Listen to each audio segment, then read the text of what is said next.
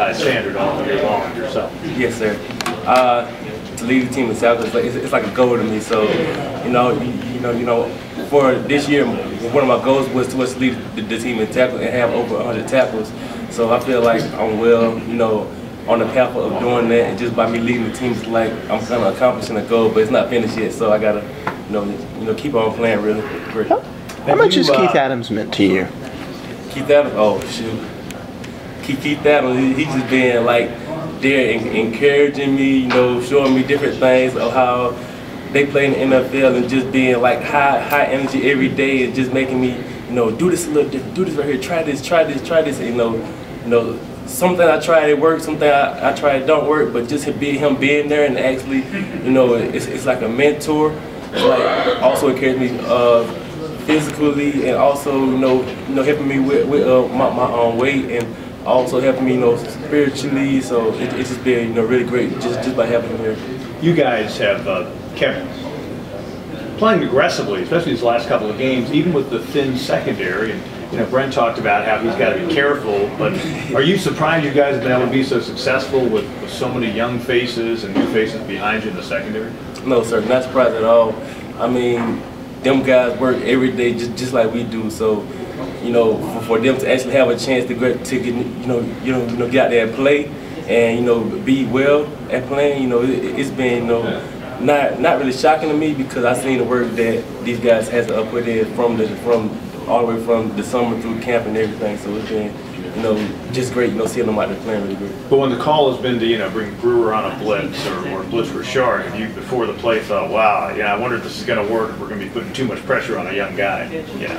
Nothing, not at all. I mean, I feel like by bringing Brewer, I know Brewer is going to get there. I mean, I know whoever blitzing, they going to get there. So I know the DBs, they probably got like a 3-second window before, you know, a guy gets open and like man-to-man coverage. So I know that, you know, y'all better come on and let's go ahead and make this sack. So I mean that's how it goes. Considering all the 5 stars that Clemson has signed, and people would say, you know, by the end of the year, this guy's going to be starting, this guy's going to be starting. Is there a little bit of a chip on your shoulder to prove, hey, Tig is still here and making plays?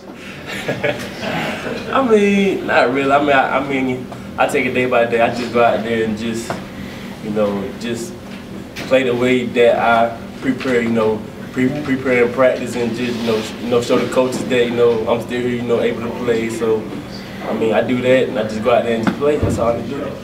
Were you better than you were a year ago or earlier in your career? Mostly mentally, just confidence, just having confidence in, you know, in myself, and just being able to just go out there and play. That play where you came off a block, stayed low, and made that open field tackle, it was right before your sack. Okay. Yes, sir. Could you have made that play a year ago? Would you have had the proper technique, known where to, you know, have been in the right spot? I would say it would have been a little bit different, because I didn't really know, like, leverage-wise, you know, of where I'm supposed to be at. You know, I had a guy chasing in the inside, so I can't let him outside of me, so I just tried to fight outside the whole time, and just, you know, whenever I got off the block, I was able to just come up and just make the tackle, because I had a guy in the inside, so he had him funneled, so he couldn't go nowhere.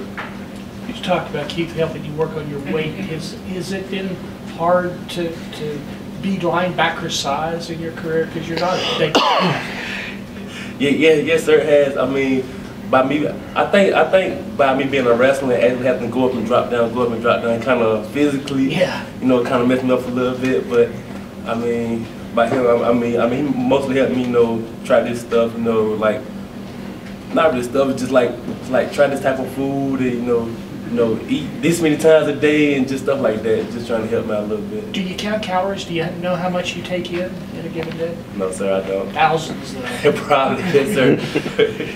What's your current weight? Right now I'm about 225. Is that as high as you've ever been? No, sir. During camp I was like 234, almost 235. Yeah, it's probably close to ideal for you. Yes, sir. You didn't feel fat? A little bit. A little bit. What's the craziest thing you've done to put on weight or lose weight? Whether here or your wrestling career in high school? Wrestling career, probably my wrestling career, when I lost like 14 pounds in like 3 days. And it was basically just up early in the morning, you know, running and, you know, I probably run about an hour, maybe 2 hours in the morning, and during practice, I'd just run again and just, you know, have on, you know, say like thousands of pounds of clothes, it's like sweaters and all kinds of stuff. It's just running the whole time and just run after practice about 2 hours and just eating nothing but salad, no meat, just, it was crazy. Did you ever lose? You ever wrestling as a wrestler? Yes, sir. In high school? In my career, I lost 16 matches. 16 Yes, out sir. of 155. 100, and you won 4 state championships. Yes, sir. In different weight classes? My freshman year, 171, and my rest of the year is 189. Okay. And I always thought, and you've proved it to be true, that as a wrestler, that your tackling technique, wrapping up guys, probably was a little ahead of a lot of guys because you're building your body and arms. Did that come easy to you? As a tackling wise? Yeah. Yes, sir. I mean, it just been, you know, shoot, you know, take a guy wheels out, he can't go nowhere. So take his legs out, he can't really go nowhere. Which, I mean, it helps me, and it also not at like times on like say like 31, something like that. Then you know most of the guys that tackle always fall forward. So I mean, it's something to work on for me, just as of like, you know, hitting them and keep running through them. So I mean, it's a process. Yeah, it'd be nice to have a little bit extra muscle leverage. You know that Coach Steele's a linebackers coach, but what has Brent Venables meant to you, you know, in coaching linebackers as well?